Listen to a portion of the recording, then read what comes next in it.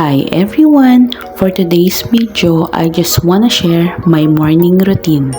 Pag day shift sa trabaho ang partner ko, 4 o'clock AM pa lang gising na ako.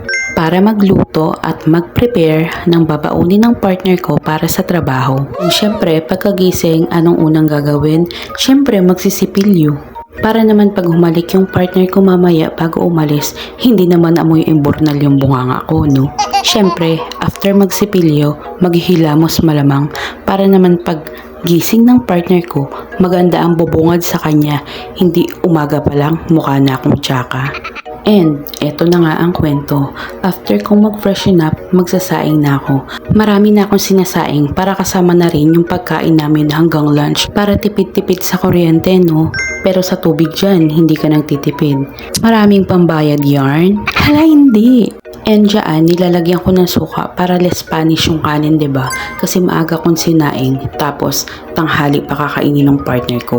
Tapos, magpapainit na rin ako ng tubig pang kape dyan, dinadagdagan ko na kasi pagising ng partner ko, magkakape rin siya and yung mother-in-law ko. Hala, masipag yarn.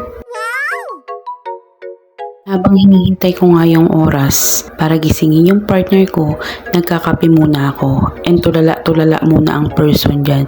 Bakit nga ba no, pag nagkakape or pagising sa umaga, kailangan required ba talagang nakatulala tayo? 4:30 AM ko kasi siya ginigising, magkakape lang naman siya and then maliligo na.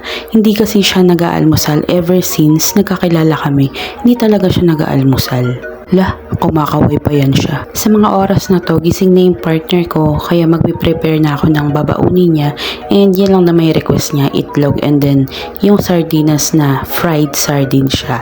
Actually, bihira lang naman ako magluto ng ulam na pambaon niya. More on bili talaga siya ng lutong ulam. Pero pag 2 to 11 PM ang pasok niya, pinagluluto ko siya ng uulamin niya kasi mga ganong oras, 2 PM ng hapon, wala naman siya mabibilihan ng ulam. So, nagpe-prepare na lang ako ng baon niya lagi. Every 2 weeks kasi ang shifting niya sa trabaho. And hanggang dito na lang ang kwento mga Mima. Maraming salamat sa panonood ha.